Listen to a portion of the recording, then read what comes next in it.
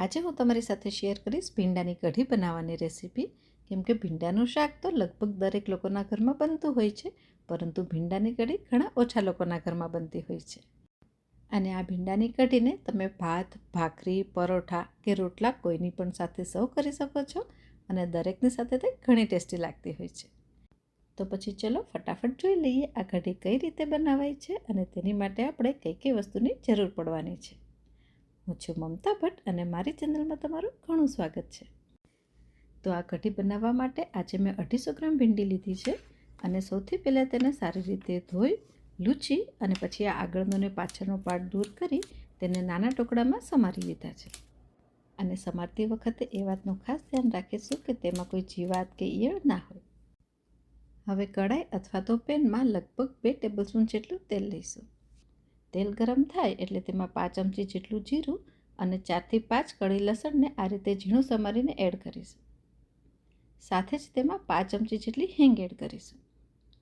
અને પછી બધી વસ્તુને સારી રીતે મિક્સ કરી અને લસણનો કલર થોડો બ્રાઉન થાય ને ત્યાં સુધી તેને સાતળી લઈશું. લગભગ 1 મિનિટમાં તે સારી રીતે સતળાઈ જશે. અને તે પછી તેમાં સમારેલા ભીંડા એડ કરીશું.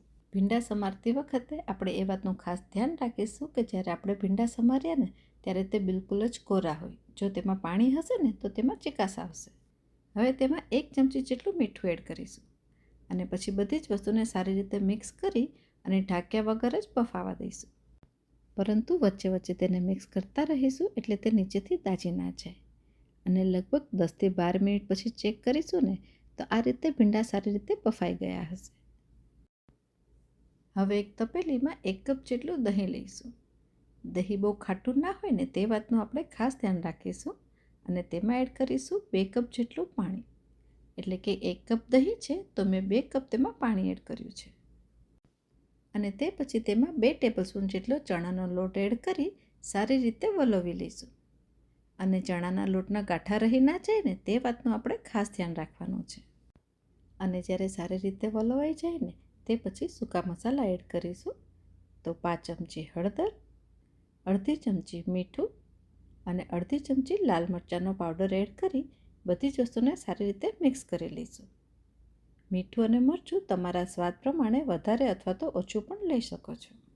જ્યારે બધી જ વસ્તુ સારી રીતે મિક્સ થઈ જાય ને ત્યારે તેને ચેક કરીશું. તો અત્યારે જ કઢી થોડી જાડી લાગી રહી છે તો આ સમયે તેમાં બીજો 1 કપ હું પાણી એડ કરીશ. એટલે કે 1 કપ દહીં હોય તો ટોટલ 3 કપ પાણીનો મેં ઉપયોગ કર્યો છે. અને હવે આપણે કઢીને ઉકળવા માટે મૂકી દઈશું અને નીચેથી ખાસ હલાવીશું કેમ કે ચણાનો લોટ છે ને તે થોડી વારમાં જ નીચે ચોંટી જતો હોય છે. તો ચણાનો લોટ નીચે ચોંટી ના જાય તે વાતનું આપણે ખાસ ધ્યાન રાખીશું. કઢીને વચ્ચે વચ્ચે મિક્સ કરતા જઈશું અને ઉકળવા દઈશું. વચ્ચે વચ્ચે હલાવતા રહીશું અને લગભગ 12 થી 15 મિનિટ સુધી કઢીને ઉકાળીએ ને તે પછી આ રીતે તેમાં સતત ઉભરા આવવા લાગશે. તો આ સમયે આપણે ગેસની ફ્લેમ ધીમી કરીશું અને કઢીને એકવાર સારી રીતે મિક્સ કરી લઈશું. અને થોડો ઉભરો નીચે બેસી જાય ને તે પછી તેમાં આદું એડ કરીશું. તો મેં લગભગ 1 ઇંચ જેટલા આદુને છીણીને તેમાં એડ કર્યું છે. અને તે પછી લગભગ 1 ટેબલસ્પૂન જેટલું તેમાં ધાણા જીરું એડ કરીશું અને ફરીથી સારી રીતે મિક્સ કરી લઈશું. અને જો આ રેસીપી સારી લાગે ને તો વિડીયોને લાઈક, તમારા ગ્રુપમાં શેર અને ચેનલને સબસ્ક્રાઈબ ના કરી હોય તો જરૂર સબસ્ક્રાઈબ કરજો. જે ભીંડાને આપણે વઘારીને બાફીને તૈયાર કર્યા હતા ને તે ભીંડાને હવે કઢીમાં એડ કરીશું. પરંતુ એડ કરતાં પહેલાં એ વાતનું આપણે ખાસ ધ્યાન રાખવાનું છે કે ભીંડા પ્રોપર બફાઈ ગયેલા હોવા જોઈએ. જો ભીંડામાં થોડી ઘણી પણ કચાશ રહી જશે ને તો કઢીમાં નાખ્યા પછી તે ચીકણા બની જતા હોય છે. હવે ભીંડા અને કઢી એકબીજા સાથે સારી રીતે મિક્સ થઈ જાય ને એટલા માટે તેને લગભગ 5 થી 7 મિનિટ સુધી ઉકાળી લઈશું. અને 5-7 મિનિટમાં વચ્ચે વચ્ચે તેને મિક્સ પણ કરતા રહીશું એટલે તે નીચેથી દાજી ના જાય. અને તે પછી કઢીને મૂકીશું સાઈડમાં અને તૈયારી કરીશું તડકાની. એટલે કે હવે કઢીમાં વઘાર કરીશું. વઘારિયામાં 2 ટેબલસ્પૂન જેટલું તેલ લઈશું અને તેલ ગરમ થાય એટલે 5 ચમચી તેમાં જીરું એડ કરીશું.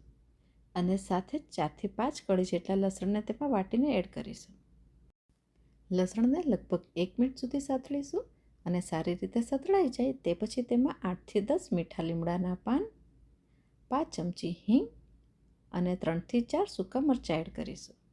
સૂકા મરચાં ના હોય ને તો તમે સ્કીપ પણ કરી શકો છો. અને બધી જ વસ્તુ સારી રીતે સતળાઈ જાય અને મરચાં થોડા ફૂલી જાય ને તે સમયે તેમાં એડ કરીશું લગભગ 5 ચમચી જેટલો લાલ મરચાંનો પાવડર, અને તે પણ બિલકુલ ઓપ્શનલ છે, પરંતુ લાલ મરચું એડ કરવાથી વઘારનો કલર સરસ આવતો હોય છે. હવે આ રીતે સારી રીતે સતળાઈ જાય તે પછી તેને એડ કરી દઈશું કઢીમાં. આજે તો મેં આ રીતે ઉપરથી વઘારવાળી કઢી બનાવી છે, પરંતુ જો તમારી પાસે સમય ઓછો હોય ને તો તમે બેઠા વઘારવાળી પણ કઢી બનાવી શકો છો. બધી વસ્તુને સારી રીતે મિક્સ કરીશું. ગેસની ફ્લેમ બંધ કરી કઢીને ઢાંકણ વડે ઢાંકી અને 2 મિનિટ સુધી રહેવા દઈશું. બસ ઢાંકણું ખોલતાની સાથે જ તેમાંથી બહુ જ સરસ સુગંધી આવવા લાગશે, અને તે પછી તેમાં એડ કરીશું થોડી ઝીણી સમારેલી કોથમીર. ફરીથી એકવાર બધી જ વસ્તુને સારી રીતે મિક્સ કરી લઈશું. આમ તો આ કઢીમાં ગળપણની બિલકુલ જ જરૂર નથી હોતી, પરંતુ જો તમને ગળપણ પસંદ હોય તો કઢી ઉકળી જાય તે સમયે તમે ખાંડ અથવા તો ગોળ ઉમેરી શકો છો. કઢીને લઈ લઈશું સર્વિંગ બોલમાં અને કોથમીરથી ગાર્નિશ કરીશું. તો આ રીતે ભીંડાની કઢી તમે જરૂર ટ્રાય કરજો અને તમારા અનુભવ નીચે કોમેન્ટ બોક્સમાં મારી સાથે જરૂરથી શેર કરજો. ફરી મળીશું એક નવી રેસીપી સાથે, અને ત્યાં સુધી bye. Cook tasty, stay healthy. Thank you.